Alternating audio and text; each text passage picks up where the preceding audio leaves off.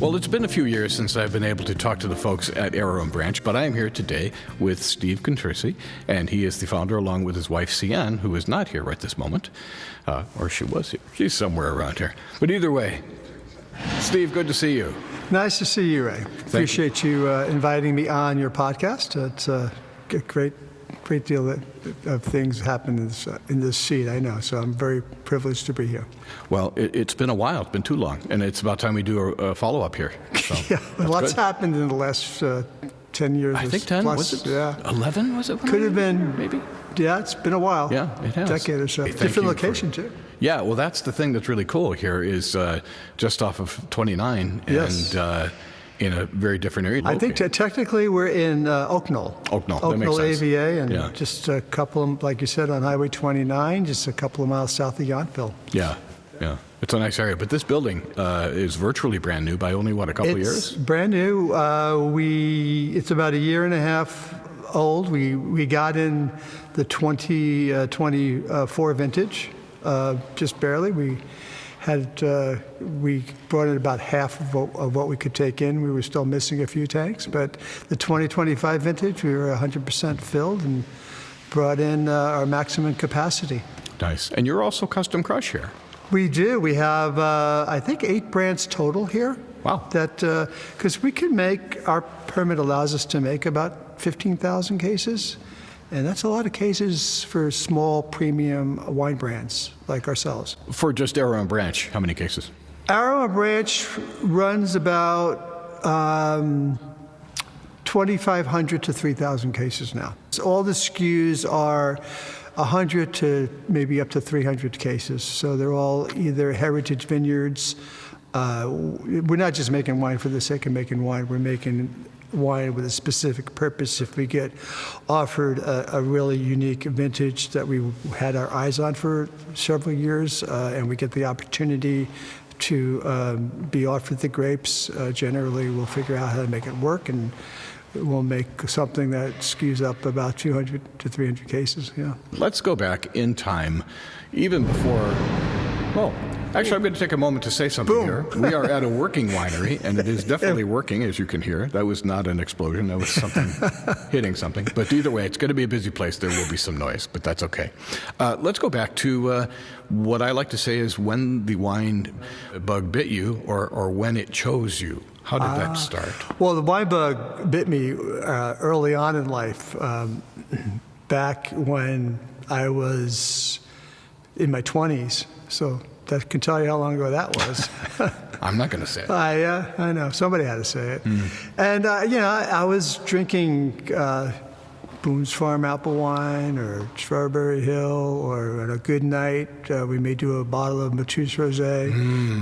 Yeah. Living and then the more, I'm in the rare coin business, so I did a lot of traveling, going to conventions, and we would go out to eat dinner every night and always go to a good restaurant. And a couple of my friends I was going out with would introduce me to real wine. And so I stopped drinking the gin and tonics at that point and started drinking wine, and I never went back to hard alcohol.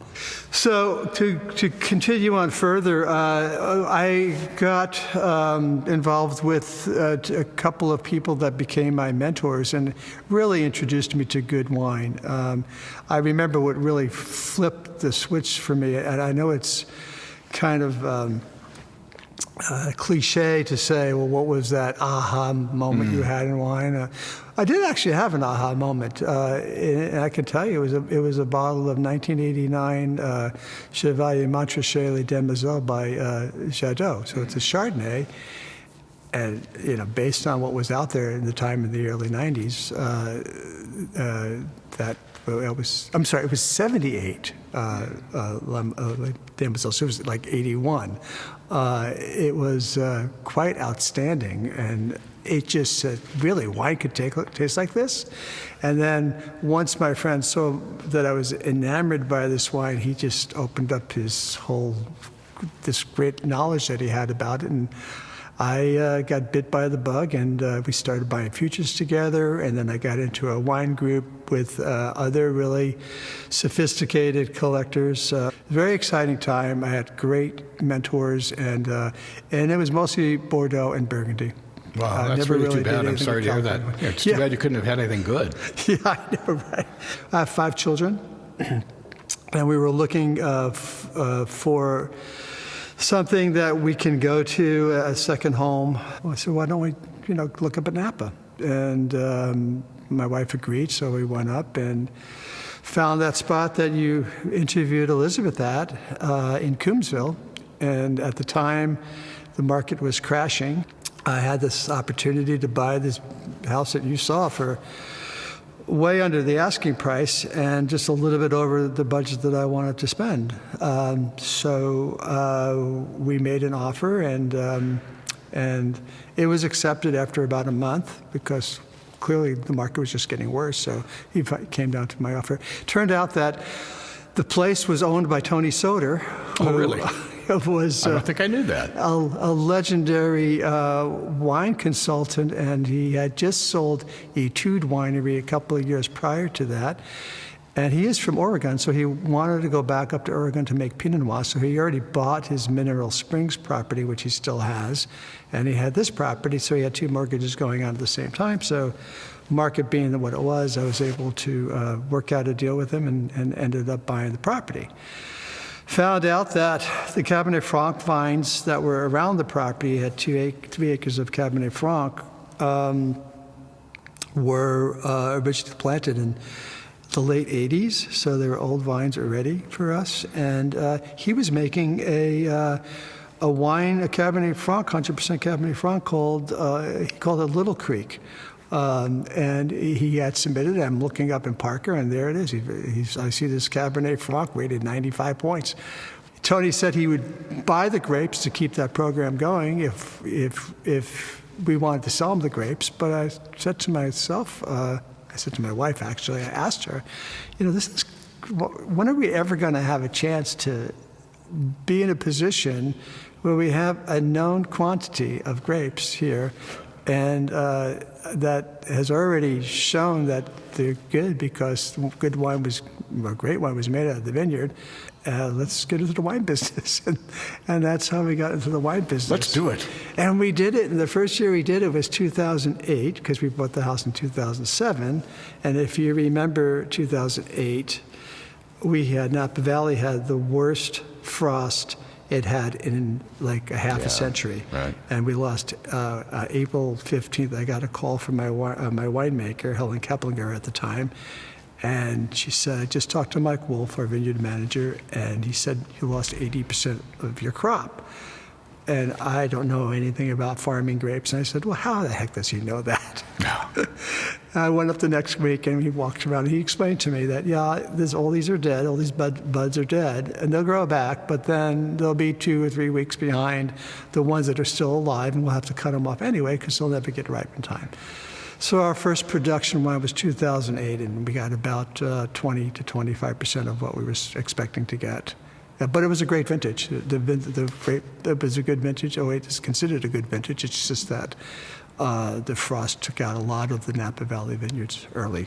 Do you still have any of that at all? I have about 8 bottles left of it. Oh, that's not bad. That's nice. It's still good. We drank one last year. We drink one once a year. Good. That's the way to do it. Yeah. When it comes to the single vineyard wines, about how many different single vineyards are you making, single vineyard wines? Cabernet Sauvignons, we're making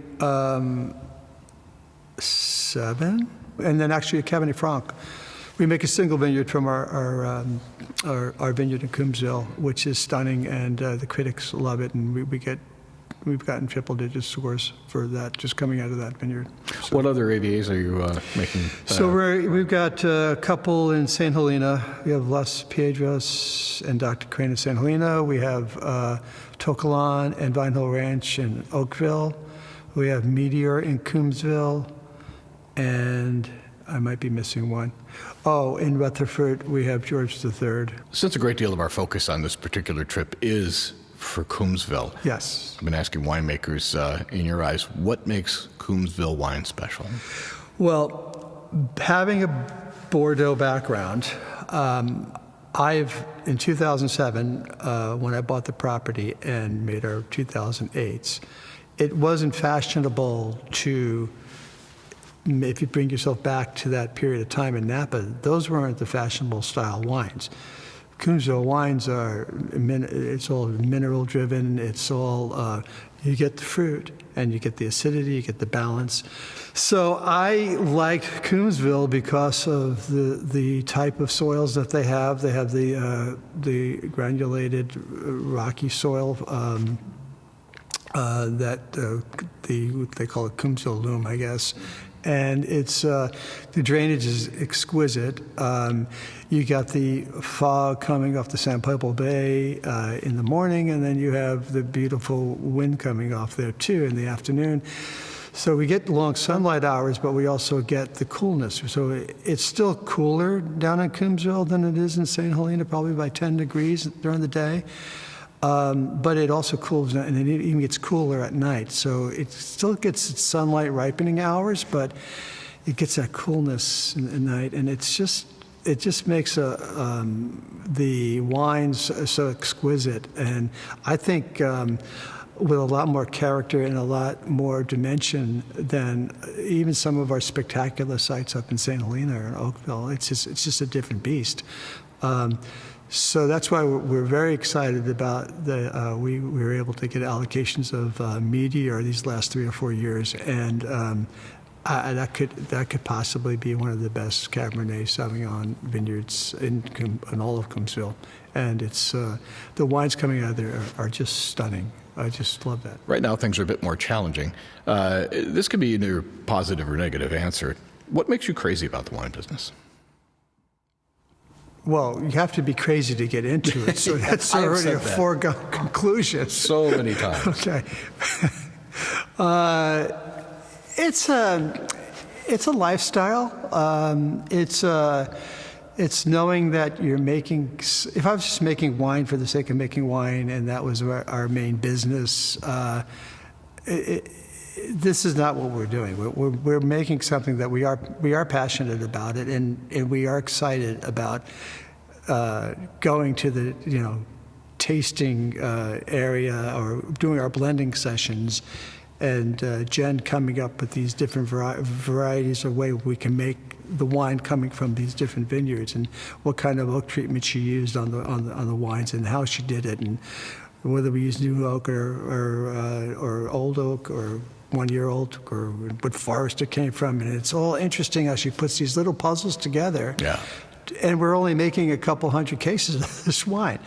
So if it was like, oh, we're making 5,000 cases and it's all going to taste like that, I mean, that wouldn't interest me, because that's, all you can do with that is make money. And that's not as much fun as making great wine. I respect that. Well, where did the name come from? Oh, that is a good question, and that's usually the question that we're asked a lot. So my background, and we still are in the United States rare coin business, and by rare I mean rare, stuff that you would you see at the Smithsonian and stuff like that. But because I didn't start out that way. Obviously, I started out as a kid, doing whatever you had to do to make trades with different dealers and stuff like that, and doing a lot of traveling because there was no internet and whatever. But anyway, I'm still in that business after 50 years. But the way the name came about is on most United States coins, there's an eagle. And in fact, in the presidential seal, there's an eagle, and that's where you can clearly see it. But in one talon, he's holding a bundle of arrows, and the other talon, he's holding an olive branch, which means we're a nation of peace, but don't mess with us because we'll defend ourselves. Yes. And that's where arrow and branch came from. Excellent. For our listeners, you have, again, this lovely tasting space. I'm assuming this is by appointment? People Only by appointment. Right. By permit and by appointment. Yeah, we don't want to. By permit is by appointment. Don't want to make the permit gods angry. And we don't want. Why would we want walk-ins for the type of wines we sell? I mean, everything is set up. It's all white gloved, and we can't do. No, that's very fair. And for our listeners who'd like to learn about you online, what is your website? A little tricky. www.arrowandbranch.com. have to write that down. Arrow and branch. Yeah. And before I finish up, And you have to use you can't use an ampersand. You have to no, use, you can't. You have to use an and. No, then yeah. those gods will get upset. Yeah. Periods, ampersands, pound signs, all that stuff go crazy. They don't like that. Steve, this was a real pleasure to finally meet you in person after Yes. all this time, although I imagine we might have run into each other somewhere along the line. And Well, I won't forget you. That's for sure. How can you not forget? Not. So, as he strokes his goatee. Oh, good God. I really appreciate you taking the time. Busy week for you guys here, and I wish you continued success. Thank you. Thank you. I really appreciate you offering me this opportunity to be on your podcast. Very nice of you. Thank you.